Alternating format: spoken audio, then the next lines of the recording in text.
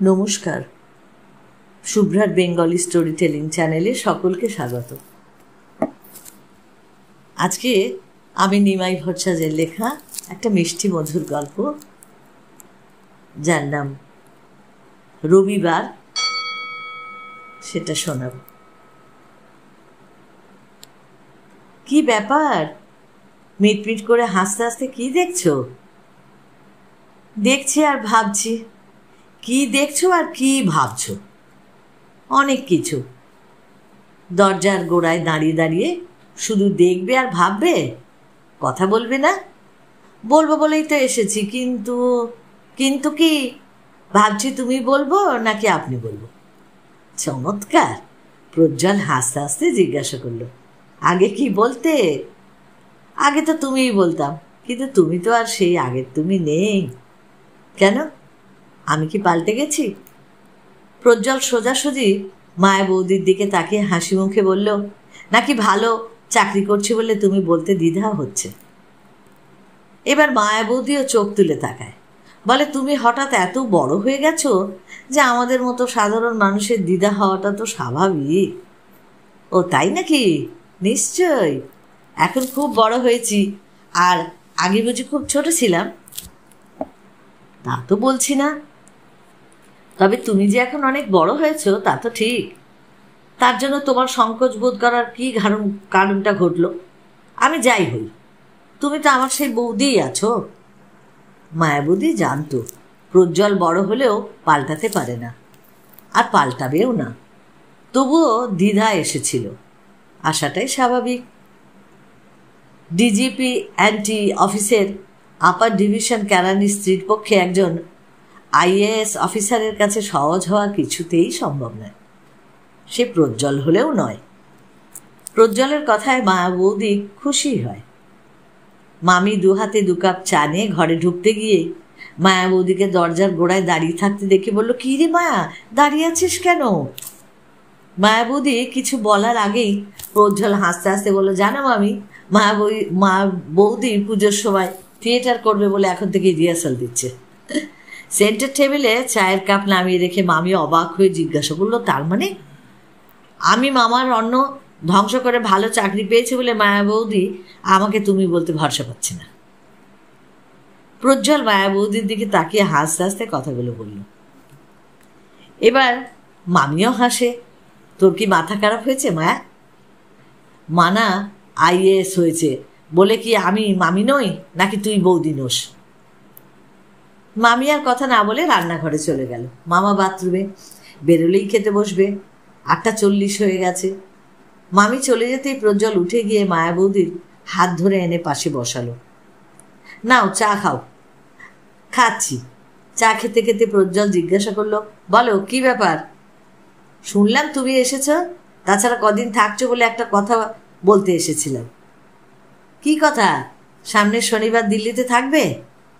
শনিবার আছি, তবে রবিবার সকালেই চলে যাওয়ার কথা। এই শনিবার তো সেকেন্ড স্যাটারডে, আমরা সবাই পিকনিকে যাচ্ছি, তুমি যাবে?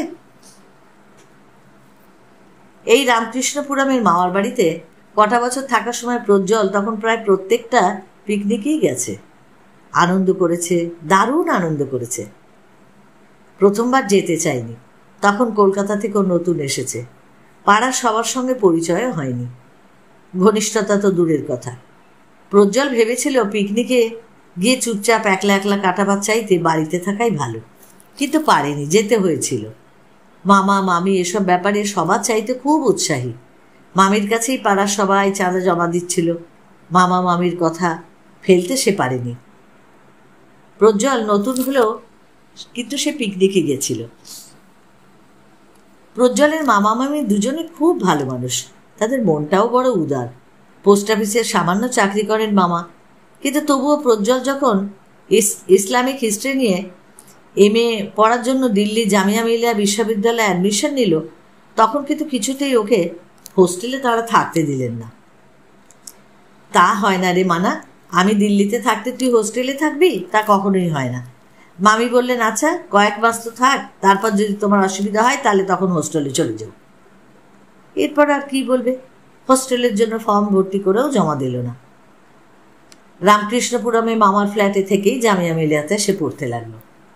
এই মামা কিন্তু ওর আপন মামা নয়, ওর মায়ের মাস্তুতো ভাই। তবে আপন মামা না থাকায় এই মামার সঙ্গেই প্রজ্জ্বলদের সম্পর্কটা বরাবর নিবিড়। এই মামা যখন কলকাতা সিটি ওয়েতে ছিলেন তখন প্রত্যেকবার প্রজ্জ্বলের মামা মার কাছে ভাইফোঁটা নিতেন। দিল্লিতে আসার পরেও যোগাযোগ কিন্তু বিচ্ছিন্ন হয়নি। মামা মামি ছুটিতে কলকাতা গেলেই দু একদিন ওদের মানিকতলার বাড়িতে থাকেন। দল বেঁধে সবাইকে নিয়ে স্টারি থিয়েটার দেখেন, আর সবাই ঘুমিয়ে পড়ার পরও প্রজ্জ্বলের বাবা মার সঙ্গে বসে বসে গল্প করেন। এখানে এসে নতুন করে মামা মামিকে ভালোবাসল প্রজ্জ্বল। রামকৃষ্ণপুরমের সেক্টর 6 মানেই ডাক তার বিভাগের সাধারণ কর্মচারীদের আবাসভূমি। ছোট ছোট দুখানা ঘরের ফ্ল্যাট, তা হোক। ওই দুখানা ঘরের ফ্ল্যাটেই মামা মামি সারা পাড়ার সবাইকে টেনে আনত। গোড়াবাবু তো কথায় কথায় বলেন, দাসদার ধর্মশালা থাকতে রিহার্সাল দেবার জায়গা নিয়ে এত আলোচনার কি দরকার। মামি পেটে ধরেছেন একটি মেয়ে, কিন্তু সারা পাড়ার সব বাচ্চাদের হাসি মুখে কোলে তুলে নেন। বিশ্বাসের ফুটফুটে দুটো বাচ্চা তো প্রায় সারাদিন মামের কাছেই থাকে। বিনা বৌদির বড় বাচ্চাটা 1.5 বছর হতে না হতেই তিনি আবার বাচ্চা হবার জন্য সাবদারজাং হাসপাতালে 3 তলার কোনার ঘরে আশ্রয় নিলেন। আর বড় বাচ্চাটা তখন মামির কাছেই বেশ কাটিয়ে দিল 3 সপ্তাহ। উষা বৌদির স্বামী নতুন স্কুটার কিনলেন। রোজ অফিস থেকে ফিরে একবার করে বউকে নিয়ে বেড়াতে বেরোয় তার মন ভরে না, অথচ ছেলেটা স্কুটারের আওয়াজ শুনলেই ভয়ে চিৎকার করতে শুরু করে। কিন্তু তাদের জন্য তো তাদের সেই সান্ধ্য অভিসার বন্ধ হবে না। কিন্তু মামি তো আছেন। 2-4 দিন বাপ্পাকে রাখার পরে মামি ওর মাকে বললেন, হ্যাঁ রে উষা, ছেলেটাকে একটা কুমারের খাওয়াতো। প্রথম প্রজ্জ্বল দারুণ অস্বস্তি বোধ করত। এত লোকজন, বাচ্চা কাচ্চার হইচই তো কোনোদিন সহ্য করেনি। কিন্তু আস্তে আস্তে তার ভালো লাগলো। বিশ্বাস দাস স্ত্রী চমৎকার ঘুগনি করতে পারেন। বিশ্বাস বৌদি সেই ঘুগনি বাড়িতে না পাঠিয়ে নিজের স্বামীকেও দেবেন না। গোড়াবাবুর মা এই দিল্লিতে এসেও সারা শীতকাল পিঠে পায়েস না বানিয়ে শান্তি পান না। মামা মামির পুণ্যের জোরে প্রজ্জ্বল সারা শীতকাল পিঠে পায়েস খেয়েছে। শনিবার রবিবার বিকেলে চায়ের সঙ্গে সিঙ্গাড়া পেলেই প্রজ্জ্বল বুঝতো নিশ্চয়ই এটা সুনীল দাস স্ত্রী পাঠিয়েছে। এই মামা মামির জন্যই প্রথমবার সে পিকনিকে গেছিল।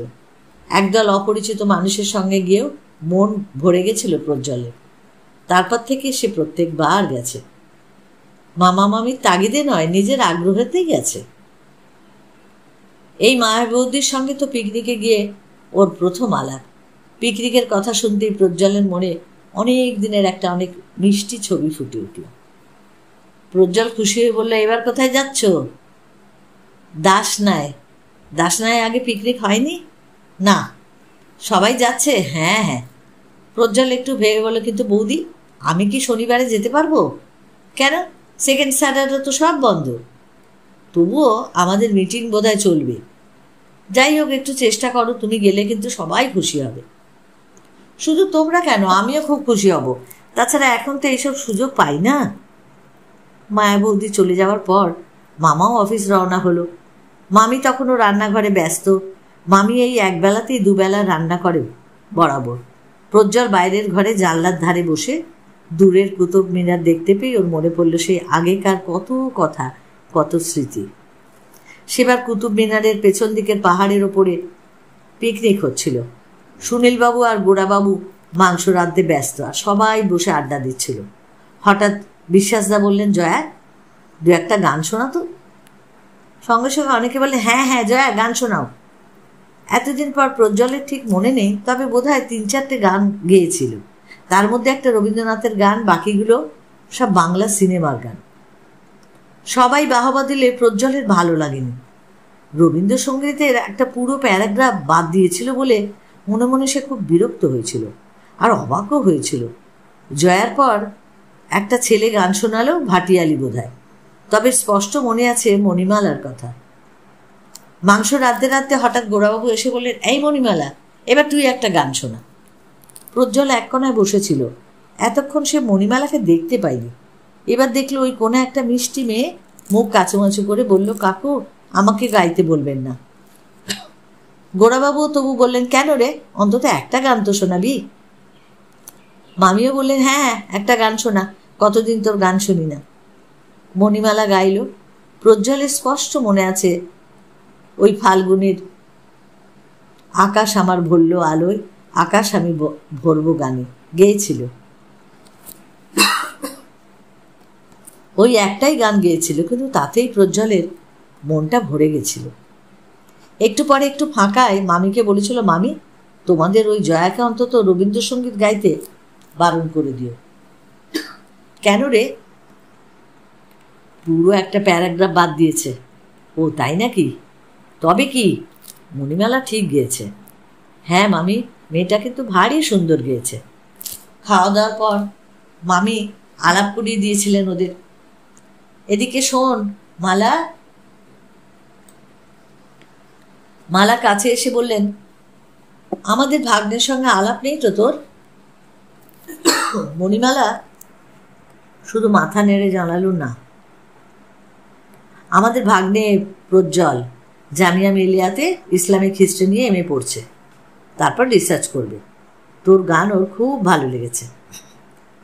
মণিমালা লম্বা বিননি শেষে রাবার ব্যান্ডের মধ্যে একটা আঙুল দিয়ে নাড়তে নাড়তে মাথা নিচু করে বলে, বোধহয় সুচিত্রা কণিকা চাইতেও ভালো গিয়েছি, তাই না বড় মামি? প্রজ্জ্বল বলেছিল, তা তো কেউ বলেনি, তবে সত্যি আপনি ভালো গিয়েছেন। মণিমালা এক মুহূর্তের জন্য ওদিকে তাকিয়ে বলেছিল, ধন্যবাদ। বেশ লেগেছিল প্রজ্জ্বলের সহজ সরল ব্যবহার, অথচ তার চারপাশে একটা সলজ্জ আবরণ। মনে হলো দু চোখ দিয়ে যা দেখলো তার চাইতে বোধহয় ওকে বেশি অনুভব করতে হয়। এ যেন ভোরের সূর্যের আলোয় কাঞ্চনজঙ্ঘার দেখা। আনন্দ হলো মন ভরে না, শতবার শতরূপে দেখেও আশ মেটে না, মিটতে পারে না। একেই বোধহয় বলে মাধুর্য, নারীর মাধুর্য। প্রজ্জ্বল মনে মনে ভাবে। মামা মামির সংসারে থেকে একদল সাধারণ মানুষের মধ্যেও কেমন যেন একটা অসাধারণত্ব স্বাদ পায় প্রজ্জ্বল। মাসের শেষে সবারই টানাটানি, তবু বড়ি দিয়ে পালংয়ের তরকারি পাঠিয়ে দেন মণিমালার মা। কলকাতা থেকে এক শিশি কাসুন্দি এলেও ভাগাভাগি হয় সবার মধ্যে। মাস ছয়েক পরে ছুটিতে কলকাতা যাবার আগে মামি প্রজ্জ্বলকে জিজ্ঞাসা করলো, হ্যাঁ রে মানা, কলকাতা থেকে ফিরে এসে এখানে আসছিস তো?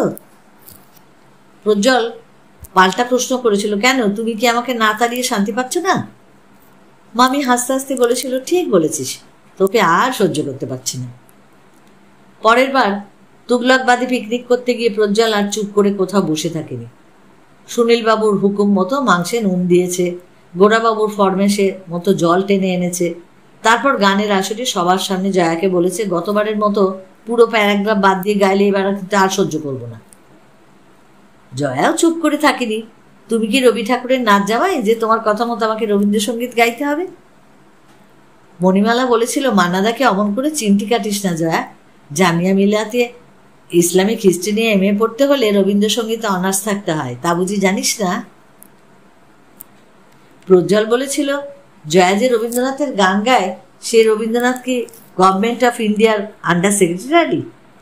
জানলার ধারে বসে বসে ওই দূরের কুতুব মিনার দেখতে দেখতে সেই সব দিনের কথা মনে পড়ে প্রজ্জ্বলের। শুধু আজ নয়, কর্মব্যস্ত জীবনের মাঝেও মনে পড়ে সেসব দিনের কথা। মাঝে মাঝে মনে হয় হঠাৎ বন্ধুদের পাল্লায় পড়ে আইএস পরীক্ষা না দিলে বোধহয় ভালো করতো। দারোগার স্যালুট না পেলেও বিশ্বাস বৌদির ঘুগনি, সুনীল বৌদির সিঙ্গাড়া, গোড়াদার মার পিঠে পায়েস আর মণিমালার মার বড়ির তরকারি তো পেত। তাছাড়া দুপুর 12টার শোতে কমলে সিনেমা দেখে বেরোবার মুখে মণিমালার সঙ্গে তো দেখা হতে পারত। সত্যি ভারী মজা হয়েছিল। ডাক্তার মাসুদের ক্লাস না হয় প্রজ্জ্বল বাড়ি ফিরছিল। হঠাৎ কি মনে হলো ঢুকে পড়ল কমলে। শো শেষ হলে বাইরে বেরোতেই মণিমালার সঙ্গে দেখা। দুজনেই চমকে উঠেছিল। তবুও প্রজ্জ্বল নিজেকে সামলে নিয়ে বলেছিল, আজ বুঝি অনার্স ক্লাস কমলেই হলো। আজ হঠাৎ এসে মনে হলো ইসলামিক হিস্ট্রির ক্লাস করব, তাই এসেছিলাম। বয়ফ্রেন্ড কোথায় পালালো? তোমার গার্লফ্রেন্ডের সঙ্গে গেল। প্রজ্জ্বল হঠাৎ বলে ফেলল, আমার গার্লফ্রেন্ড তো আমার সামনে দাঁড়িয়ে আছে। এই, কেউ শুনে ফেলবে। অনেকদিন এসব কথা মনে পড়েনি, মনে পড়ার সুযোগও ছিল না। নতুন জীবনের সম্মান প্রতিপত্তির জোয়ারে পুরনো দিনের সব স্মৃতি ভেসে গেছে। অনেকদিন পর দিল্লি এসে আবার যেন টুকরো টুকরো স্মৃতির দ্বীপপুঞ্জগুলো চোখে পড়ছে। বেশ ভালো লাগছে। কিরে মানা, তুই কি মায়াকে কথা দিলি? হঠাৎ মামির কথা শুনে প্রজ্জ্বল ঘুরে বসলো। পিকনিকে গেলে খুব মজা হবে, তাই না মামি?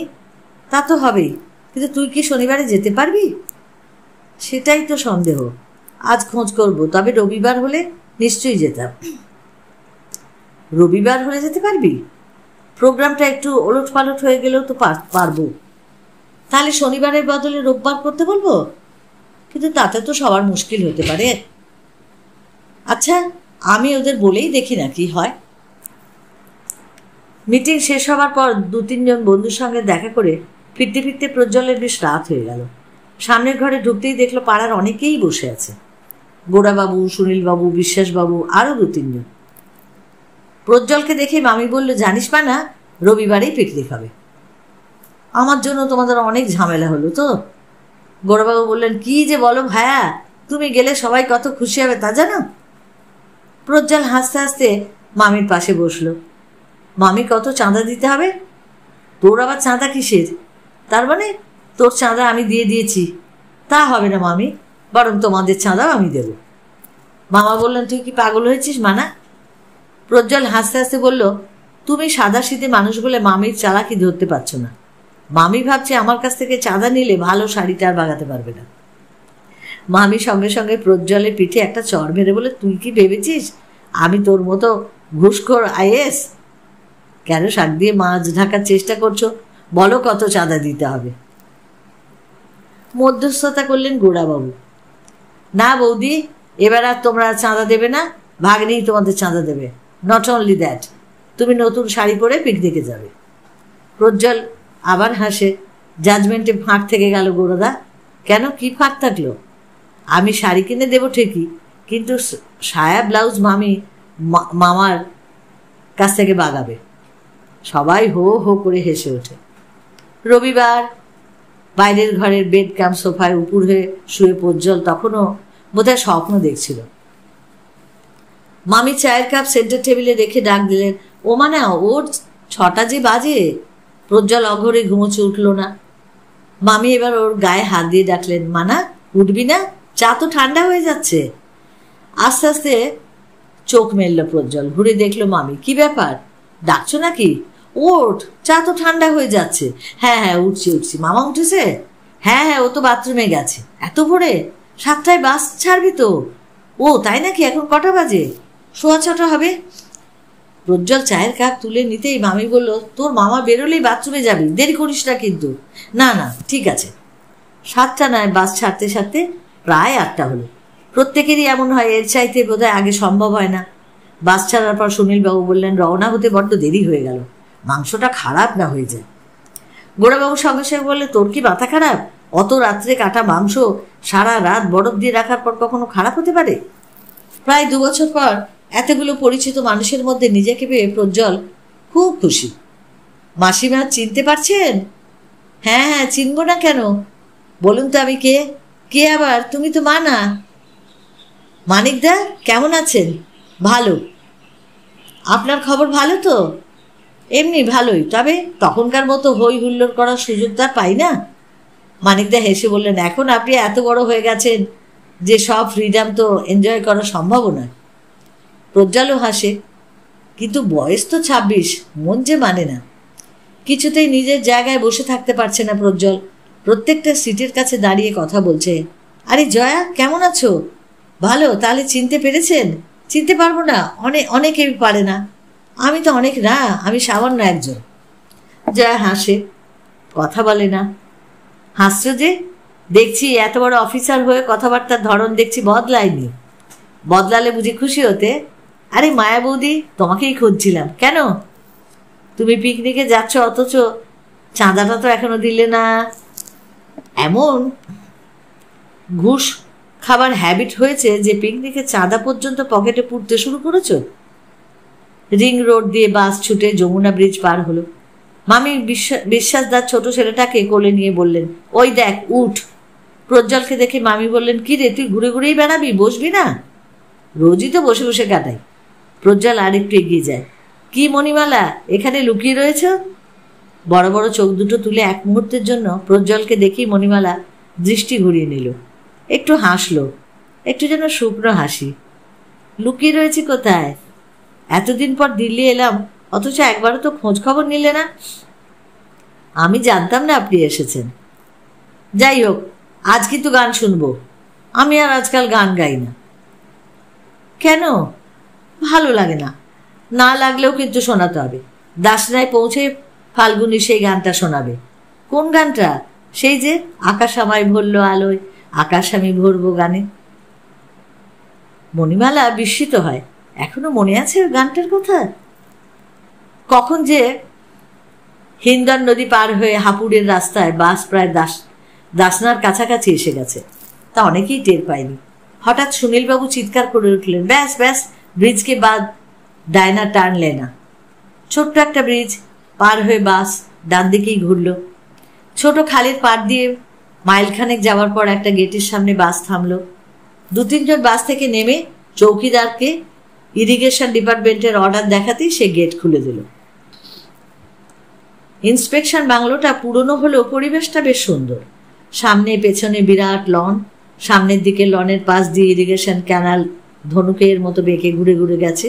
ক্যানালের জল এক জায়গায় উঁচু থেকে নিচুতে পড়ছে, অনেকটা যেন জলপ্রপাতের মতো। পেছন দিকের লনের শেষ সীমায় 2টো কিচেন, তারপর আমবাগান। বাস থেকে সমস্ত মালপত্র নামাবার পরেই গৌরবাবু আর সুনীলবাবু একটা কিচেন দখল করে নিল। 5 মিনিটের মধ্যে ইটের উনুন তৈরি হয়ে গেল। তারপর কাঠে কেরোসিন তেল ঢেলে আগুন জ্বালানো হলো। এক উনুনে মুগের ডাল ভাজা শুরু হলো, আর অন্যটায় গরম জল চাপানো হলো। পাশের কিচেনে শুরু হলো চা জলখাবারের ব্যবস্থা। কিচেনের খানিকটা দূরে বিরাট লনের মাঝখানে বিরাট বিরাট শতরঞ্চি বিছিয়ে আড্ডা জমেছে মেয়ে আর পুরুষদের। ছোট ছোট ছেলেমেয়েরা আম বাগানে লুকোচুরি খেলছে। প্রজ্জ্বল গোড়াবাবুর পরিচালনায় ও সুনীলবাবুর প্রযোজনায় মাংস মেখে দিয়ে বাইরে গিয়ে দেখলো শান্টুবাবুর ক্যারিকেচারের দেখতেই সবাই মত্ত। প্রজ্জ্বল দাঁড়ালো না। মামা মামির আড়ালে একটা সিগারেট খাবার জন্য ইন্সপেকশন বাংলো এসে চলে গেল। সামনের বারান্দায় বিরাট ইজি চেয়ারে এক ভদ্রলোক ঘুমোচ্ছিলেন। ও বারান্দা পার হয়ে ঘরে ঢুকতেই দেখলো মণিমালা একটা ইজি চেয়ারে শুয়ে রয়েছে। কি ব্যাপার, তুমি এখানে একলা একলা কি করছো? কিছু না, এমনি একটু শুয়ে আছি। কেন, শরীর খারাপ নাকি? মণিমালা মাথা নেড়ে বলে, ওখানে বড্ড বেশি হই হুল্লোড় হচ্ছে, তাই চলে এলাম। প্রজ্জ্বল একটু অবাক হলো। মণিমালা আগে তো এমনি ছিল না। আচ্ছা, তুমি বিশ্রাম করো, আমি যাই। চলে যাবেন কেন? চেয়ারটা টেনে নিয়ে বসুন না। আচ্ছা, তুমি আমাকে আপনি আপনি বলে কথা বলছো কেন বলো তো? কোনো কারণ নেই, এমনিই বলছি। আর আপনি আপনি করবে না, বুঝলে? মণিমালা একটু হাসলো। প্রজ্জ্বল খানিকটা দূরে চেয়ারটা টেনে নিয়ে বসে একটা সিগারেট ধরালো। একটা টান দিয়ে মণিমালার দিকে চাইল।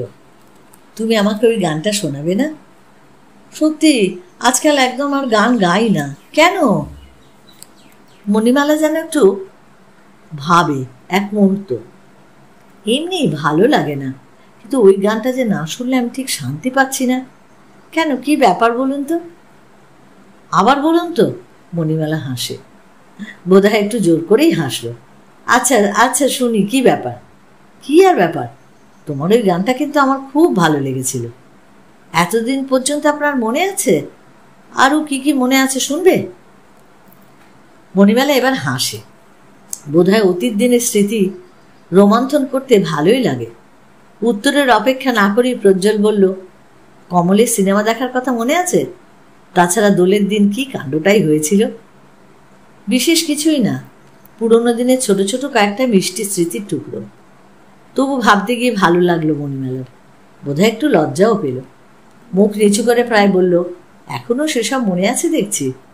তোমার গানের প্রশংসা করতাম বলে জয়া কি ভীষণ হিংসে করতো তোমাকে? ওহো, তাও মনে আছে? সিগারেট শেষ হতেই প্রজ্জ্বল বলল, গান শোনাবে কখন? আজ না, তবে কবে? পরে পরে আবার হবে কোনোদিন। ঠিক শোনাবে তো? কথা দিচ্ছি শোনাবো। প্রজ্জ্বল এগিয়ে গিয়ে একটু পিছিয়ে এলো। তোমার MA-MSc রেজাল্ট তো বললে না? মণিমালা চট করে উত্তর দিতে পারল না। একটু পরে বলল, মাঝে পড়াশুনো বন্ধ ছিল, এবছর আবার ভর্তি হয়েছে। বন্ধ ছিল কেন? মণিমালা বলল, হাসল আর বলল, ওই সময় অনেক ঝামেলা। এই বয়সে আবার ঝামেলা কিসের? সবার জীবন কি প্রজ্জ্বলের মতো উজ্জ্বল হয় নাকি হতে পারে? ও তাই নাকি? প্রজ্জ্বল ইন্সপেকশন বাংলো থেকে বেরিয়ে গেল।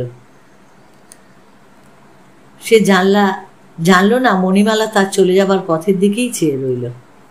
ওদিকে তখন দারুণ উত্তেজনা, ডাল নেমে গেছে, মাংস চড়েছে, অল্প বয়সী ছেলেমেয়েরা শালপাতার গ্লাস সব ধুচ্ছে। পাশের কিচেনে উঁকি দিয়ে দেখলো জনতা স্টোভে মায়াবতীর ছোট্ট কড়াই কি যেন একটা রাঁধছে। প্রজ্জ্বল জিজ্ঞাসা করলো, আপনি আবার কি করছেন? নিরামিষ রান্না করছি ভাই। ও কেন, কিছু বলবে? ভাবছিলাম এক কাপ খুব চা পেলে ভালো হতো। তরকারিটা নামিয়ে দাঁড়াও, দিচ্ছি। মাঠের মাঝখানে মুক্তাঙ্গনে তখনও চাঞ্চল্য। জয়ার গান হয়ে গেছে। শান্টুবাবু এবার মুখাভিনয় দেখাচ্ছে। আন্ডা বাচ্চা সব, গোড়াবাবুর ওই বুড়ি বিধবা মা পর্যন্ত সবাই হাসছে। এরই মাঝখানে কিচেন থেকে গোড়াবাবু আর সুনীলবাবু গলা শোনা যাচ্ছে, ও আর লঙ্কা দিস না, 15 কিলো মাংসে ওই লঙ্কায় কি হবে রে, আরও লাগবে, তুই পাগলামি করিস না তো, শেষে বাচ্চাগুলো মুখে তুলতে পারবে না। এর মধ্যে শান্টুবাবুর মুখাভিনয় বন্ধ করে পাশের এক খেতে গিয়ে আখ খেয়ে এলেন আর আসার সময় একটা ছাগল ধরে এনেছেন। গোড়াবাবু, এটাকে রেখে দিন, যদি বাই চান্স মাংস কম পড়ে তাহলে এটাকেই একটু ঝোলে ডুবিয়ে সার্ভ করতে পারবেন। সবাই হাসতে লাগলো। প্রজ্জ্বল ঘুরেই বেড়াচ্ছে। ঘোষ বৌদি একটা পান খাওয়ালেন। ঘুরতে ঘুরতে গোড়াবাবুর মার কাছে হাজির হয়ে প্রজ্জ্বল জিজ্ঞাসা করলো, মাসিমা আপনার খাওয়া হয়েছে? আজ তো অমাবস্যা, তাতে কি হলো? আজ তো ভাত টাত কিছু খাই না বাবা, তবে আমি একটু ছানা আর ফল এনেছি, ওতেই আবার হয়ে যাবে। প্রজ্জ্বল যেন শেষের কথাগুলো শুনতে পেল না। নিরামিষ রান্না কার জন্য? কাউকে কিছু বলল না, কিন্তু মনের মধ্যে প্রশ্নটা তার বারবার উঁকি দিতে লাগলো। মামা মামির আড়ালে সিগারেট খাবার জন্য ক্যানালের দিকে এগিয়ে যেতেই মায়া বৌদির সঙ্গে দেখা। প্রশ্নটা সে আর চেপে রাখতে পারল না। আচ্ছা বৌদি, তুমি কার জন্য নিরামিষ রাঁধছিলে গো? মণিমালার জন্য। প্রজ্জ্বল চমকে উঠল, মণিমালার জন্য? হ্যাঁ, তুমি জানো না কিছু? না তো। ওর বিয়ে তো তুমি দেখে গেছো? না না, আমি তো জানি না যে ওর বিয়ে হয়েছে। ও তাই বুঝি? মায়াবতী একটু থেমে বললেন, আর বলো না ভাই, 6 মাসের মধ্যে মেয়েটার সর্বনাশ হলো। বলো কি? হ্যাঁ ভাই, তুমি তো কিছুই জানতে না। না না, আমি জানতাম না।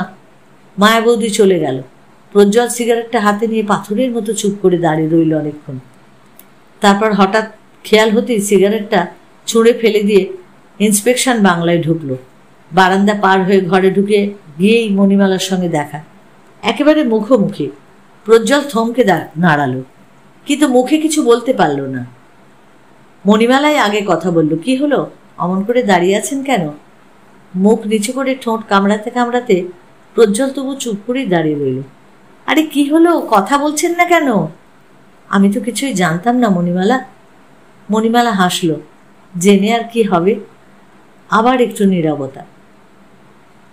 একটু হাতটা দেবে? কেন, দাও না। আঁচলটা টেনে নিয়ে মণিমালা ডান হাতটা বাড়িয়ে দিতেই দুহাতের মধ্যে ওর হাতটা ধরে বলল, আকাশ আমার ভরল আলোয়, আকাশ আমি ভরব গানে। তাড়াতাড়ি হাতটা টেনে নিয়ে মণিমালা বলল, কি পাগলামি করছেন? সময় নেই মণিমালা, কথা দাও। কি কথা দেব? তুমি আমার আকাশ আলোয় আর গানে ভরিয়ে দেবে। তো তাই কি হয়? হয় হয় না, তা আর হয় না। হয়, নিশ্চয়ই হয়, হতেই হবে। তুমি কথা দিলেই কিন্তু হবে। কিন্তু প্রজ্জ্বল মুহূর্তের জন্য দুহাত দিয়ে ওর মুখখানা তুলে বলল, বোধহয় তোমাকে পাবো বলেই এই পিকনিকে এসেছিলাম, তাই না? মণিমালা দাঁড়িয়ে রইল। প্রজ্জ্বল ঝড়ের বেগে বেরিয়ে গেল।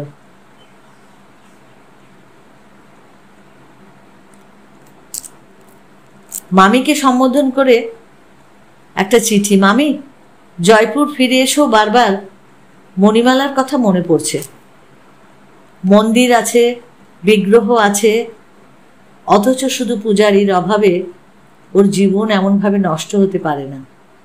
আমি আছি, আমি রইলাম, তোমাদের স্নেহের মানা। আকাশ আমায় ভরলো আলো, আকাশ আমি ভরব গানে, সুরের আবির হানব হাওয়ায়, নাচের আবির হাওয়ায় হানে, আকাশ আমায় ভরলো আলো, আকাশ আমি ভরব গানে। এই গানের শেষ রেশটুকু দিয়ে বলি, আজকে ওরা দুজনে সুখী হোক, ওদের চলার জীবন খুব সুন্দর হোক। আর এই গল্পটা যদি তোমাদের ভালো লাগে তাহলে তোমরা অবশ্যই লাইক করো, প্রিয়জনকে শেয়ার করো। আর যারা এখনো নতুন সাবস্ক্রাইব করোনি, প্লিজ প্লিজ একটু সাবস্ক্রাইব করো। সকলে ভালো থেকো আর অপেক্ষায় থেকো আমার পরবর্তী গল্পের জন্য।